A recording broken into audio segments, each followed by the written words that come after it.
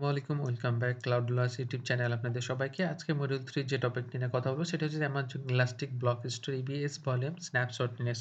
স্ন্যাপশটের overview আমরা এখানে আলোচনা করব যে স্ন্যাপশট কি এবং কিভাবে ক্রিয়েট করা হয়, শেয়ার করতে হয় কিভাবে এবং অপটিমাইজ করে কিভাবে স্টোরেজ এনহ্যান্সিং আপনার হচ্ছে EBS ভলিউমে। দেন হচ্ছে যে আমরা ওভারঅল দেখার জন্য চলে যাই। ১ম এ আমরা যদি দেখি ডেফিনিশনটা স্ন্যাপশটের পারপাসটা। EBS snapshots represent point in time copies of EBS volumes encompassing the entire volume data and configuration and metadata.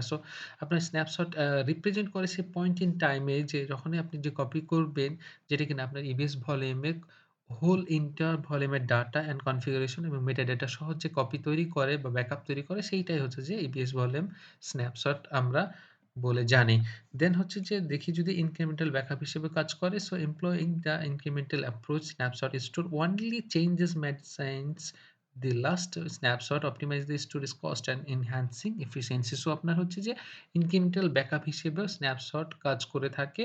And হচ্ছে যে আপনার optimize storage cost অ্যান্ড হচ্ছে enhancing যে efficiency কাজ করে থাকে। দেন হচ্ছে যে স্ন্যাপশট ক্রিয়েশন, ক্রিয়েশন এর ক্ষেত্রে consistent state এ যে আপনার স্ন্যাপশটটা কাজ করে যে consistent state এ থাকে তখন হচ্ছে স্ন্যাপশটটা ক্রিয়েট করা হয়। যে snapshot are created while associated EBS volume are in a consistent state, ensuring data integrated throughout to the backup process.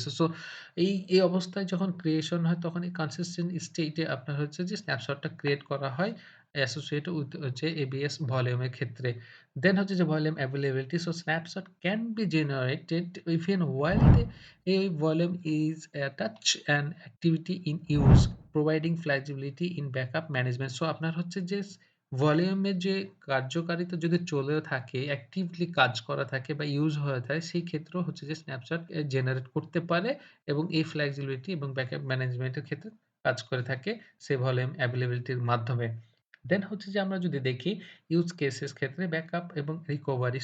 আমরা জানি একটু আগেই বললাম যে the primary purpose of EBS snapshot is creating backup, facilitating the efficient data recovery in a scenario such as accidental deletion, data corruption and system failure. Basically হচ্ছে যে snapshot backup এবং রিকভারিতেই কাজ করে থাকে যেটা কিনা আপনার অ্যাক্সিডেন্টাল আপনি ডিলিট করে থাকতে পারেন বা ডাটা করাপ্ট হতে পারে বা সিস্টেম ফেইল এর ক্ষেত্রে আপনার এই স্ন্যাপশটের মাধ্যমে আপনার হচ্ছে যে ব্যাকআপ ক্রিয়েট করে যেটা কিনা রিকভারি হিসেবে ব্যাকআপ এবং রিকভারি হিসেবে কাজ করে থাকে। দেন হচ্ছে যে Amazon মেশিন ইমেজ জামিজ হিসেবে আমরা যেটা জানি যে snapshot form the foundation for creating custom Amazon machine images used in provisioning EC2 instances. EC2 instances যে আমরা হচ্ছে যে কনফিগার করে থাকি সেইটাকে হচ্ছে যে randomly আমরা ইউজ করার জন্য যে আমরা OS তৈরি করি সেটা হচ্ছে যে Amazon মেশিন ইমেজ। এই স্ন্যাপশটের মাধ্যমেই হচ্ছে যে আপনার ক্রিয়েট করা হয় custom Amazon machine image. So then আমরা যদি দেখি যে স্ন্যাপশট লাইফ সাইকেলটা, স্ন্যাপশটের লাইফ সাইকেলটা বেসিক্যালি হচ্ছে রিটেনশন অ্যান্ড ডিলিশন। এই রিটেনশন অ্যান্ড ডিলিশন এর ক্ষেত্রে user have the flexibility to retain multiple snapshot over time and selectively choose which wants to keep or delete guide by retention policy. আপনার হচ্ছে যে স্ন্যাপশটের life সাইকেলটা retention পলিসির মাধ্যমে আপনি যদি ডিলিট করে থাকেন সে ডিলিট করার পরও এবং হচ্ছে যে আপনার যদি পলিসির মাধ্যমে আপনি চুজ করে থাকেন যে এটা ডিলিট একটা র‍্যান্ডম টাইমে যদি আপনার হচ্ছে যে সে ব্যাকআপ নিয়ে থাকবে এবং র‍্যান্ডম আপনার হচ্ছে যে ফিক্স দেওয়া থাকবে টাইম, সেই টাইমের পরে আপনার হচ্ছে যে এটা ডিলিট হয়ে যাবে এবং সে প্রতিনিয়ত সেই স্ন্যাপশট নিতে থাকবে আপনার EC2 ইনস্ট্যান্স এর বা ভলিউমের। সেক্ষেত্রে আপনার রিটেনশন এর মাধ্যমে multiple snapshot over the time and selective choose which wants to keep or delete. আপনি এইভাবে হচ্ছে রিটেনশন পলিসির মাধ্যমে আপনার হচ্ছে যে আ স্ন্যাপশটের লাইফ রিসাইকেল করে থাকে। দেন হচ্ছে স্ন্যাপশট চেইনটা হচ্ছে snapshot form A chain where each snapshot build upon the previous one.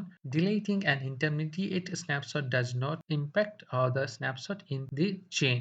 স্ন্যাপশটের যে চেইনটা যে চেইনের মাধ্যমে এটা মেইনটেইন করা হয়।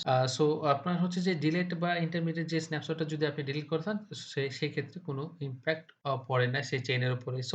এ হচ্ছে যে এই স্ন্যাপশটের লাইফ সাইকেল। দেন হচ্ছে যে এখানে ইম্পোর্টেন্ট কিছু ইস্যু আছে যে copy and sharing Snapshot, you can snapshot across AWS accounts by modifying its access permission. So permission এর মাধ্যমে আপনি স্ন্যাপশটটাকে শেয়ার করতে পারবেন AWS accounts এবং publicly এবং privately.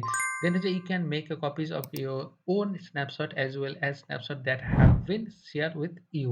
So আপনি কপি করে এই শেয়ার করতে পারবেন। আপনার নিজের মধ্যেও আপনি হচ্ছে যে শেয়ার করে আপনি সেটা কাজ করতে পারবেন। দেন হচ্ছে ক্রস রিজিয়ন এ কপি রয়েছে। দেন হচ্ছে snapshot copy. User can copy snapshot across AWS regions, enhancing data redundancy and supporting regional disaster recovery strategies. So আপনার যে আমরা ব্যাকআপ বা রিকভারির জন্য আমরা যেহেতু স্ন্যাপশট ইউজ করে থাকি সেক্ষেত্রে আপনার ক্রস রিজিয়নে আপনাকে কপি করে শেয়ার করে অ্যাসোসিয়েট করে থাকে আপনার নিজের আপনার হচ্ছে এনহান্সিং বা রিডান্ডেন্সি যে সাপোর্টিং রিজিওনাল ডিজাস্টার রিকভারি করার জন্য আপনি এই স্ন্যাপশটটাকে কপি করে রাখতে পারবেন ক্রস রিজিয়নে। সো এখানে ইম্পোর্টেন্ট একটা ইস্যু হচ্ছে যে AWS does not automatically backup data stored on your EBS volume. So AWS automatically আপনার হচ্ছে যে ডাটা EBS ভলিউমে ব্যাকআপ নেয় না অটোমেটিক্যালি। সো সেক্ষেত্রে for data resiliency and disaster recovery it is your responsibility to create EBS snapshot on a regular basis or set up a automatic snapshot creation by using an Amazon Data Lifecycle Manager or AWS Backup. So আপনার হচ্ছে যে AWS automatically backup নেয় না। So সেক্ষেত্রে application বা ওয়ার্কলোডের যে resiliency বা disaster রিকভারির জন্য আপনি নিজে থেকে হচ্ছে যে স্ন্যাপশট করতে হবে অথবা রেগুলার বেসিসে দেন অথবা হচ্ছে যে লাইফ সাইকেল যে আমাদের Amazon যে ডাটা লাইফ সাইকেল ম্যানেজার রয়েছে এইটার মাধ্যমে আপনার হচ্ছে কপি স্ন্যাপশট তৈরি করতে হবে এবং ডিলিশন আপনার যে প্রসেসটা সেইটা আপনার হচ্ছে লাইফ সাইকেলটা ক্রিয়েট করে আপনার এই কাজটা করা যেতে পারে। সো এই হচ্ছে যে overall Amazon elastic block store এই ভলিউমের স্ন্যাপশটের ওভারভিউ কিভাবে ক্রিয়েট করতে হয় বা আমরা হচ্ছে থিওরিটিক্যালি দেওয়ার চেষ্টা করলাম। সো আমরা সামনের দিকে এর পুরো একটা হ্যান্ডস অন দেখব। সো এখানে যদি কারো কোনো কোয়েশ্চেন থাকে বা জানার থাকে, জানানোর থাকে ডেফিনিটলি কমেন্ট সেকশনে আপনাদের জানাবেন। সো দেখা হচ্ছে কথা হচ্ছে নেক্সট ভিডিওতে। ততক্ষণ পর্যন্ত সবাই ভালো থাকেন। আল্লাহ হাফেজ। আসসালামু আলাইকুম।